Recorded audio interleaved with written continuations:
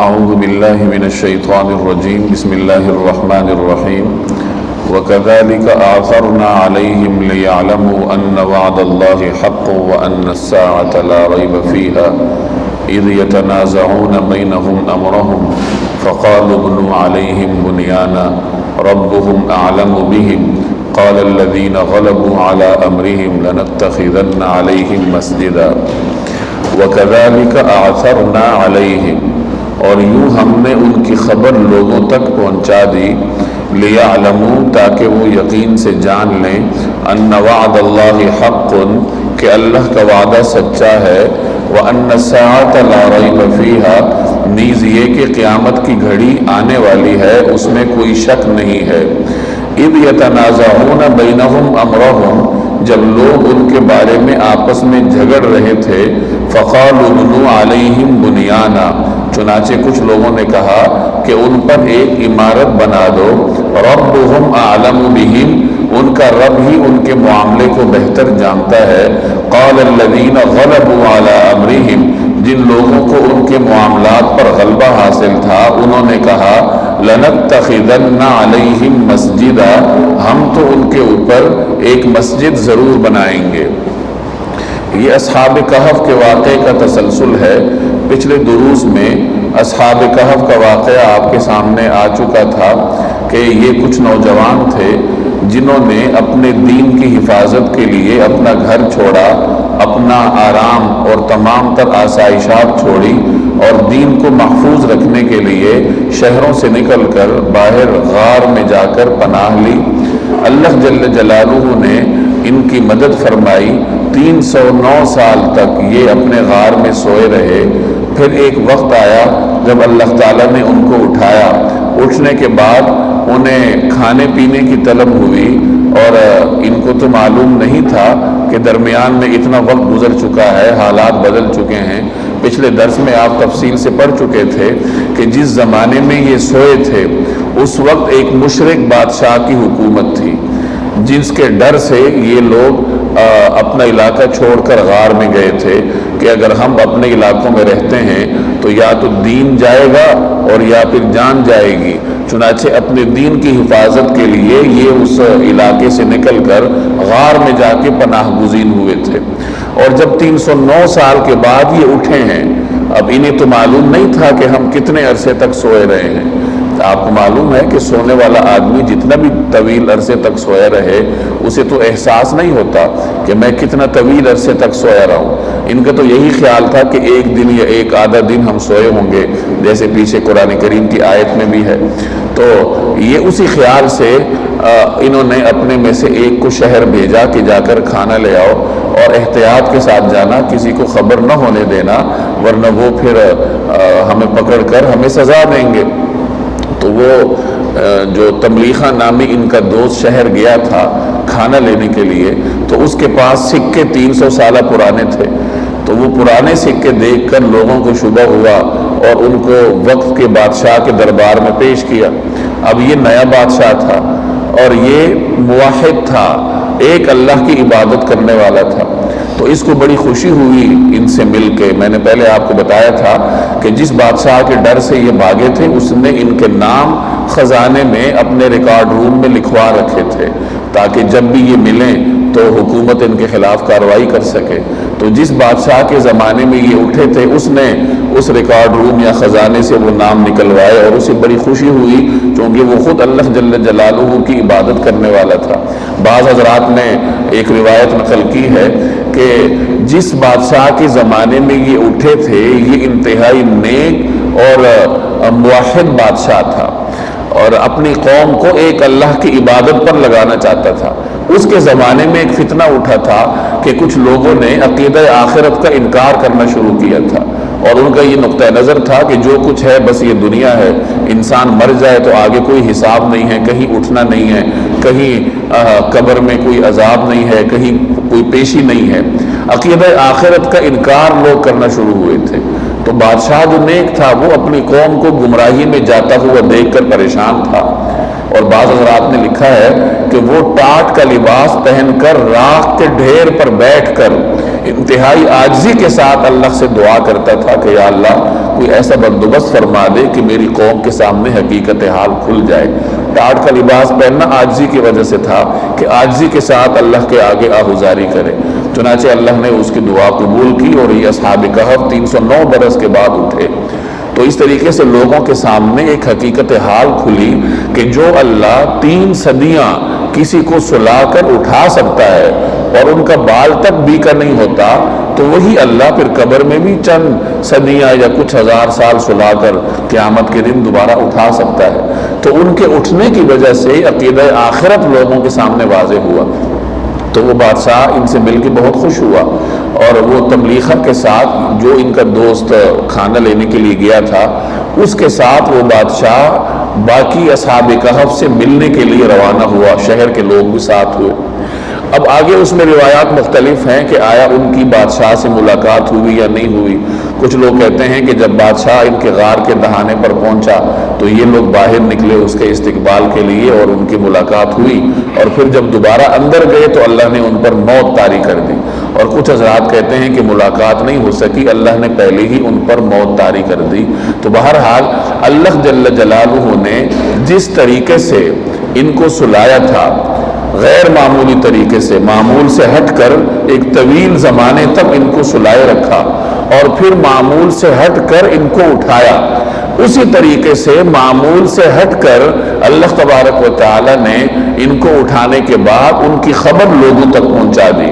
اور وہ بادشاہ ان سے ملنے کے لیے آیا۔ ملاقات ہوئی یا نہیں ہوئی یہ ایک الگ بات ہے، لیکن لوگوں میں اللہ نے ان کی بات پھیلا دی۔ تو اس کا ذکر ہے یہاں پہ وَكَذَلِكَ أَعْثَرْنَا عَلَيْهِمْ، اور یوں ہم نے ان کی خبر لوگوں تک پہنچا دی کہ جس طریقے سے ہم نے ان کو اٹھایا تھا اور اس سے پہلے سلایا تھا، اسی طرح ہم نے ان کی خبر لوگوں تک پہنچا دی۔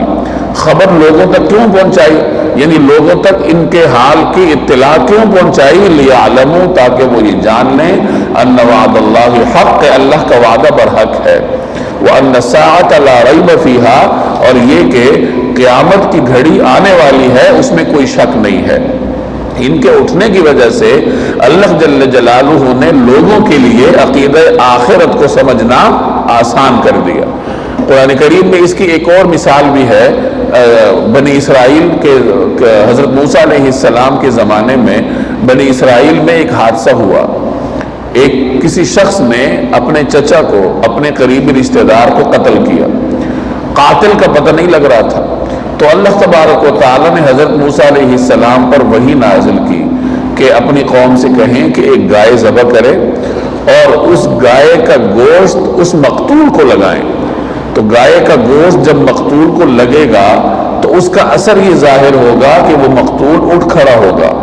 اللہ تعالیٰ اس کو زندگی دے دے گا، وہ اٹھ کھڑا ہوگا اور خود اپنے قاتل کا نام بتائے گا۔ اس کا ذکر قرآن کریم کے پہلے پارے میں تفصیل سے ہے اس واقعے کا۔ چنانچہ ایسے ہی ہوا کہ جب گائے ذبح کر کے اس کا ٹکڑا مقتول کو لگایا گیا تو اس نے اٹھ کر اپنے قاتل کا نام بتایا۔ اور جس زمانے میں یہ واقعہ پیش آیا، اسی زمانے میں لوگوں میں عقیدہ آخرت کے بارے میں سوالات کھڑے ہو رہے تھے کہ ہم نے مرنا ہے، پھر اللہ نے ہمیں اٹھانا ہے، حساب لینا ہے، یہ کیسے ہوگا؟ تو لوگوں میں سوالات کھڑے ہو رہے تھے، تو اللہ نے اس واقعے کے ذریعے ان کے سوالات کو حل کر دیا کہ جو اللہ ایک گائے کا گوشت یا گائے کا ایک ٹکڑے کے ذریعے مردے کو زندہ کر سکتا ہے تو وہ قیامت کے دن بھی مردے کو زندہ کرے گا۔ تو اس طریقے سے اللہ تبارک و تعالی نے جیسے بنی اسرائیل میں عقیدہ آخرت کو لوگوں کے سامنے واضح کرنے کے لیے یہ ایک واقعہ رونما کروایا تھا، اسی طریقے سے اللہ جل جلالہ نے اصحاب کہف کو طویل زمانے تک سلا کر اس کے بعد اٹھایا تھا تاکہ لوگ سمجھ جائیں کہ وَأَنَّ السَّاعَةَ لَا رَيْبَ فِيهَا، کہ قیامت کی گھڑی آنے والی ہے۔ اللہ تعالیٰ ہر انسان کو قبروں سے اٹھا کر اپنے سامنے پیش کرے گا، اور جو انسان جس قدر اس نے دنیا میں اعمال کیے ہوں گے ویسے ہی اس نے اللہ کے سامنے پیش ہونا ہے۔ تو فرمایا وَأَنَّ السَّاعَةَ لَا رَيْبَ فِيهَا، کہ قیامت کی گھڑی آنے والی ہے، اس میں کوئی شک نہیں ہے۔ اِذْ يَتَنَازَعُونَ بَيْنَهُمْ أَمْرَهُمْ، جب لوگ ان کے بارے میں آپس میں جھگڑ رہے تھے، فَقَالُوا ابْنُوا عَلَيْهِمْ بُنْيَانًا، چنانچہ کچھ لوگوں نے کہا کہ ان پر ایک عمارت بنا دو۔ جس وقت اصحاب کہف کا انتقال ہوا اور لوگوں میں ان کی بات پھیل چکی تھی، لوگ ان کی ملاقات کے لیے آئے تھے اور اللہ نے ان پر موت طاری کر دی۔ تو ان کے انتقال کے بعد شہر کے لوگوں میں اس بات پہ اختلاف ہوا کہ ان کے یادگار کے لیے ہمیں کیا بنانا چاہیے۔ کچھ لوگوں نے کہا مسجد بنانی چاہیے، کچھ لوگوں نے کہا ہمیں کوئی عمارت بنانی چاہیے۔ تو اس طریقے سے مختلف آوازیں اٹھی، کسی کی رائے کچھ تھی، کسی کی رائے کچھ تھی۔ تو یہاں قرآن کریم نے اسی کا ذکر کیا، اذ یتنازعون بینہم امرہم، کہ جب لوگ ان کے بارے میں آپس میں جھگڑ رہے تھے، یعنی آراء مختلف تھی، جھگڑنے کا مطلب کہ مختلف نقطہ نظر تھے۔ فقالوا ابنوا علیہم بنیانا، کچھ لوگوں نے کہا کہ ان پر ایک عمارت بنا دو، کچھ کی رائے اور ہوگی۔ اور یہ اختلاف کیوں تھا؟ تاکہ ان کی ایک یادگار تعمیر کر دی جائے۔ آپ اندازہ لگائیے کہ یہ وہی شہر تھا، یہ اسی شہر کے لوگ تھے کہ جہاں سے وہ اپنی جان بچانے کے لیے، دین کی حفاظت کے لیے چپکے سے نکلے تھے، اور اسی شہر میں اب اللہ نے انہیں وہ مقبولیت عطا فرمائی کہ لوگ ان کی یادگار بنانے کے لیے بڑھ چڑھ کر حصہ لے رہے تھے۔ آپس میں اختلاف بھی ہو رہا تھا، کسی نے کہا کہ یہ کر لیتے، کسی نے کہا وہ کر لیتے۔ تو گویا کہ انسان جب دین کے لیے قربانی دیتا ہے، اللہ کے لیے مشقت کرتا ہے، محنت اٹھاتا ہے، ابتدا میں اسے تکلیف ہوگی، ابتدا میں اس کو اپنی خواہشات قربان کرنی پڑیں گی، لیکن پھر ایسا وقت آ جاتا ہے جب اللہ تبارک و تعالیٰ اس کے لیے آسانیاں پیدا کر دیتے ہیں۔ آپ اپنے شب و روز میں اس قسم کے درجنوں واقعات تلاش کر سکتے ہیں کہ دین پر عمل کرنے کے لیے ابتدا میں کسی نے مشقت اٹھائی، محنت کی، لوگوں کی کڑوی باتیں برداشت کی، ہر قسم کے امتحان سے گزرا، اور پھر بعد میں اللہ تبارک و تعالیٰ نے اس کے لیے آسانیاں پیدا کر دی۔ اصحاب کہف کی مثال آپ کے سامنے ہے کہ یہ وہی شہر ہے جہاں انہیں سر چھپانے کی جگہ نہیں مل رہی تھی، اب اسی شہر کے لوگ ان کو اپنے سر آنکھوں پر بٹھا رہے تھے، اور ان کی دنیا سے گزرنے کے بعد ان پر یادگار تعمیر کرنے کا سوچ رہے تھے۔ تو اس کا ذکر ہے، ربہم اعلم بہم، ان کا رب ہی ان کے معاملے کو بہتر جانتا ہے۔ اس آیت کے دو مفہوم ہیں، آیت کے اس حصے کے دو مطلب مفسرین نے بیان کیے۔ بعض حضرات نے فرمایا کہ یہ انہی میں سے کسی کا قول تھا، جب وہ آپس میں بات چیت کر رہے تھے تو اس وقت ان میں سے کچھ یہ آوازیں بھی اٹھی ان کے نام کے بارے میں، ان کے نسب کے بارے میں، چونکہ یہ 300 سال پہلے گزرے تھے، اور اس وقت یہ جن لوگوں میں اٹھے تھے اور جس ماحول میں ان کی موت واقع ہوئی تھی، یہ ان کے زمانے سے 300 سال بعد کا زمانہ ہے۔ اب ان لوگوں میں مختلف چہمگوئیاں تھیں، اصحاب کہف کے ناموں کے بارے میں، ان کی تاریخ کے بارے میں، ان کے نسب کے بارے میں۔ تو کچھ لوگوں نے اس وقت یہ کہا کہ ہمارا رب ہی بہتر جانتا ہے، یعنی ان کا رب ہی بہتر جانتا ہے کہ ان کے نسب کے بارے میں، ان کی تاریخ کے بارے میں ہم کوئی یقینی بات کہہ نہیں سکتے کہ ہمارے پاس اسباب نہیں، ہم 300 سال بعد آئے ہیں۔ تو بعض حضرات نے اس کا یہ مطلب بیان کیا کہ ربہم اعلم بہم، یہ جملہ اس وقت کے لوگوں میں سے کسی کا تھا، کچھ لوگوں کا تھا، اور بعض حضرات نے فرمایا کہ یہ اللہ کا کلام ہے، یعنی یہ اللہ جل جلالہ نے ان کو مخاطب کیا ہے کہ یہ جو تم آپس میں مختلف چہمگوئیاں کر رہے ہو ان کی تاریخ کے بارے میں، ان کے ناموں کے بارے میں، ان کے نسب کے بارے میں، تو اللہ ہی بہتر جانتا ہے کہ ان کا تاریخ کیا ہے، ان کے نام کیا ہیں، ان کے نسب کیا ہے۔ تو فرمایا ربہم اعلم بہم، ان کا رب ہی ان کے معاملے کو بہتر جانتا ہے۔ قال الذین غلبوا علی امرہم، جن لوگوں کو ان کے معاملات پر غلبہ حاصل تھا، لنتخذن علیہم مسجدا، قالت انہوں نے کہا لنتخذن علیہم مسجدا، ہم تو ان کے اوپر ضرور ایک مسجد بنائیں گے۔ یہ جب مختلف آوازیں اٹھ رہی تھی تو اس وقت جن لوگوں کو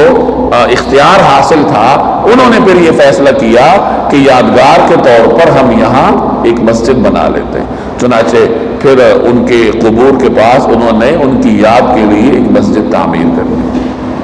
سَيَقُولُونَ ثَلَاثَةٌ رَابِعُهُمْ كَلْبُهُمْ وَيَقُولُونَ خَمْسَةٌ سَادِسُهُمْ كَلْبُهُمْ رَجْمٌ بِالْغَيْبِ وَيَقُولُونَ سَبْعَةٌ وَثَامِنُهُمْ كَلْبُهُمْ قُلْ رَبِّي أَعْلَمُ بِعِدَّتِهِمْ مَا يَعْلَمُهُمْ إِلَّا قَلِيلٌ فَلَا تُمَارِ فِيهِمْ إِلَّا مِرَاءً ظَاهِرًا وَلَا تَسْتَفْتِ فِيهِمْ مِنْهُمْ أَحَدًا۔ سیقولون کچھ لوگ کہیں گے ثلاثۃ کہ وہ 3 آدمی تھے، رابعہم کلبہم اور چوتھا ان کا کتا تھا، ویقولون اور کچھ کہیں گے خمسۃ کہ وہ 5 تھے، سادسہم کلبہم چھٹا ان کا کتا تھا،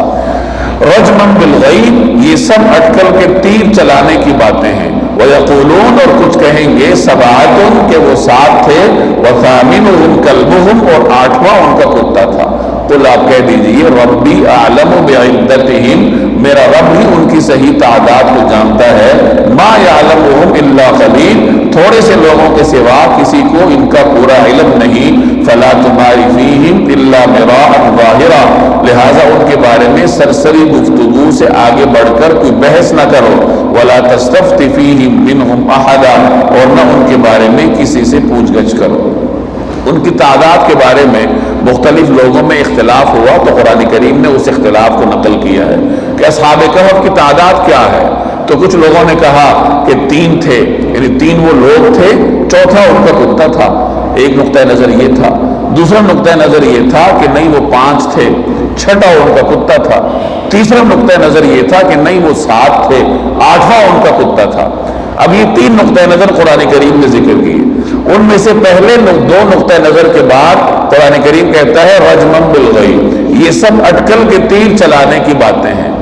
رجمًا بالغیب ایسی باتوں کو کہتے ہیں جو انسان بغیر کسی دلیل کے کہتا ہے، ویسے ہی اپنے طور پر کوئی اندازہ لگاتا ہے، اس کے اندازے کی کوئی بنیاد نہیں ہوتی۔ تو ان دونوں نقطہ نظر کو، ان دونوں اقوال کو قرآن کریم نے بے بنیاد قرار دیا ہے کہ 3 یہ چوتھا کتا یا 5 وہ چھٹا کتا۔ البتہ جو تیسرا نقطہ نظر ہے کہ 7 وہ تھے، 8واں کتا تھا، اس پر قرآن کریم نے کوئی تبصرہ نہیں کیا، تو مفسرین نے یہاں سے اندازہ لگایا ہے کہ یہ نقطہ نظر زیادہ درست ہے اور وہ 7 تھے، 8واں ان کا کتا تھا۔ آگے قرآن کریم نقل کرتا ہے کہ آپ کہہ دیجئے کہ میرا رب ہی ان کی تعداد کو بہتر جانتا ہے اور تھوڑے سے لوگوں کے سوا کسی کو ان کا پورا علم نہیں، یعنی تھوڑے ہی لوگ جانتے ہیں کہ وہ کتنے تھے۔ حضرت ابن عباس رضی اللہ تعالی عنہما فرمایا کرتے تھے کہ میں بھی ان تھوڑے لوگوں میں سے ہوں جن کو اللہ نے یہ علم عطا فرمایا ہے کہ وہ کتنے تھے، اور ان کا نقطہ نظر یہی تھا کہ 7 وہ تھے، 8واں ان کا کتا تھا۔ اب یہ تمام تر بحث ذکر کرنے کے بعد آگے قرآن کریم ہمیں ہدایت دیتا ہے فَلَا تُمَارِ فِيهِمْ إِلَّا مِرَاءً ظَاهِرًا ان کے بارے میں سرسری گفتگو سے آگے بڑھ کر کوئی بحث نہ کرو، یعنی یہ کوئی ایسا معاملہ نہیں ہے جس پر ہمارے دین کا کوئی دار و مدار ہو، یا اس کے بارے میں ہم سے آخرت میں کوئی باس پرس ہونی ہو، یا اس پر ہماری دنیا کی کسی معاملے کا دار و مدار ہو۔ جب اس پر ہمارے دین اور دنیا کے کسی معاملے کا دار و مدار نہیں ہے تو محض تعداد کے بارے میں جھگڑنے کی ہمیں کوئی ضرورت نہیں ہے۔ سرسری گفتگو ہو سکتی ہے معلومات میں اضافے کے لیے کہ وہ کتنے تھے،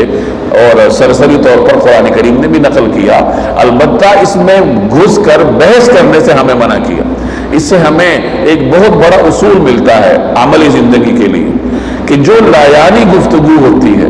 اس سے انسان کو مکمل گریز کرنا چاہیے۔ دوسرے نمبر پر کچھ ایسی معلومات ہوتی ہیں جن پر ہمارے دین اور دنیا کا کوئی دار و مدار نہیں ہوتا، تو ان کے بارے میں بہت زیادہ گفتگو کرنا، بحث مباحثہ کرنا، اس کی ہمیں اجازت نہیں ہے۔ آج کل ہمارے یہاں یہی صورتحال ہے۔ آج کل کے زمانے میں بہت سارے ایسے معاملات میں ہم مصروف ہوتے ہیں بحث و مباحثہ کرنے میں، خاص طور پر دینی معاملات میں، جن کی ہمیں نہ دنیا میں ضرورت ہوتی ہے، نہ آخرت میں ضرورت ہوتی ہے، نہ قبر میں ہم سے اس کے بارے میں باس پرس ہوگی، اور ہمارے مسلمان اس پر گھنٹوں بحث کرتے ہیں محض چسکے کے لیے، اپنے دل کی تسلی کے لیے،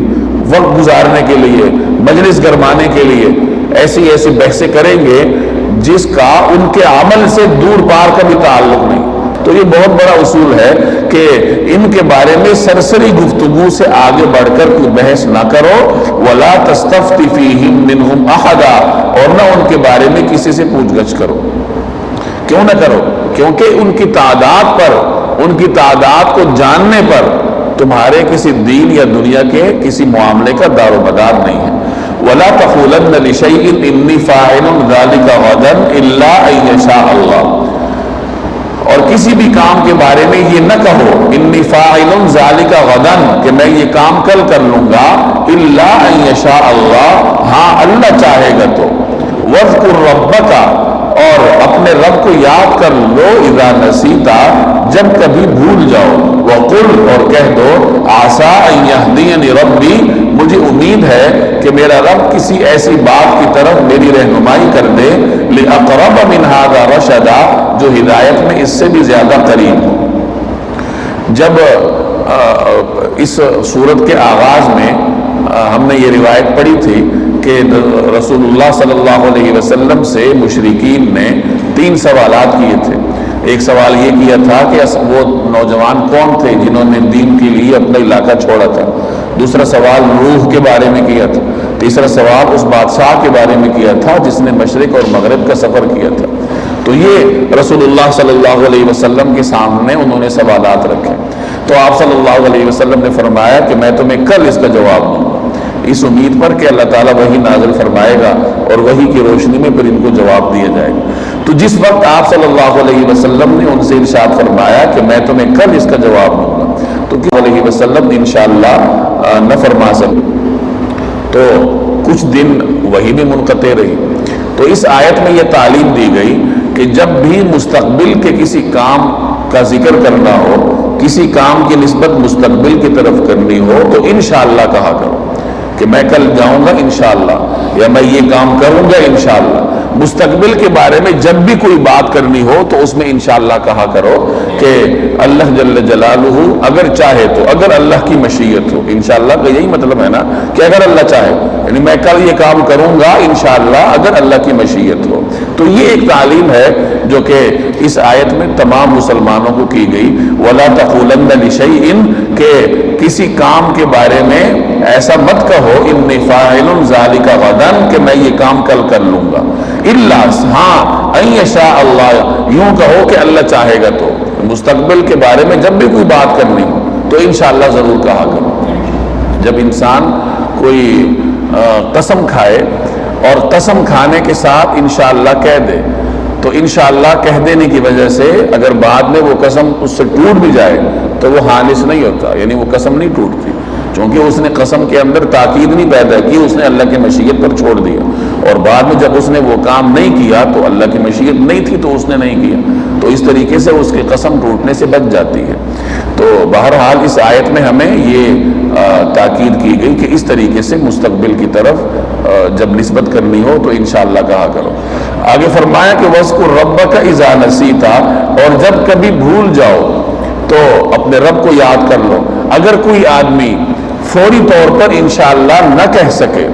تو جب اس کو یاد آئے تو وہ کہہ لے، تو اس کا فائدہ یہ ہوگا کہ انشاءاللہ کہنے کی برکت اس کو حاصل ہو جائے گی۔ وَقُلْ، اور کہہ دیجئے، عَسَىٰ أَن يَهْدِيَنِ رَبِّي لِأَقْرَبَ مِنْ هَٰذَا رَشَدًا، کہ مجھے امید ہے کہ میرا رب کسی ایسی بات کی طرف میری رہنمائی کر دے جو ہدایت میں اس سے بھی زیادہ قریب ہو۔ یعنی اصحاب کہف کے بارے میں جو رسول اللہ صلی اللہ علیہ وسلم سے پوچھا گیا تھا، تو مشرکین کا مقصد نبی کریم صلی اللہ علیہ وسلم سے نبوت کی دلیل طلب کرنا تھا۔ تو اس آیت میں بتایا جا رہا ہے کہ مجھے امید ہے کہ اللہ جل جلالہ اس سے بھی زیادہ کسی ہدایت والی بات کی طرف میری رہنمائی کر دے گا۔ یعنی تم یہ سمجھتے ہو کہ اصحاب کہف کے واقعے کو جاننا ہی نبوت کی بڑی دلیل ہے، تو اللہ جل جلالہ اس سے بھی زیادہ ہدایت والی اور اس سے بھی زیادہ کوئی مضبوط دلیل مجھے عطا کرے گا۔ اور اللہ جل جلالہ نے رسول اللہ صلی اللہ علیہ وسلم کو ایک سے بڑھ کر ایک ایسے دلائل عطا کیے جو نبی کریم صلی اللہ علیہ وسلم کی نبوت پر دلیل تھے۔